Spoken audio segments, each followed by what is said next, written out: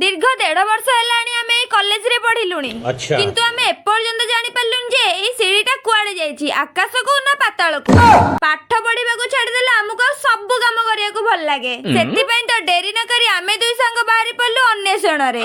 शेष रे आमे एही सिद्धांत रे उपनीत हेलु जे एही सीढ़ी रे गले आमे ऊपर मला रे पहुंची पारिबु। आपण माने भाबुथिबे आमे एठी करूछु कोन? गोटे प्रोग्राम पे आमे एठी आस्तिलु रिहर्सल करबा पई। किंतु रिहर्सल करिबु कोन? हम पिल्लाळी आमे तो जाउनी। संध्यारे जानिले जे आज हम साई को दोल ठाकुर भोग खाइबा को आसुचंती। तर होई जाई सुंदर हाथ रे सुंदर रंगोलीटे पकेई देली। देखलो निजे प्रशंसा निजे करूची। हो हो आपण माने कमेंट रे कहबे रंगोलीटा केमती हेची। देखिले देखिले जुगल मूर्ति केते सुंदर देखा जाउचंदी ना। आपण माने तो जानथिबे सब बेले इपी मु बनाए, किंतु आज बनैची मो भौणी। सत्तर इपीटा बहुत टेस्टी हेतिला। बनिबा केमिति ट्रेनिंग बा मु देइची।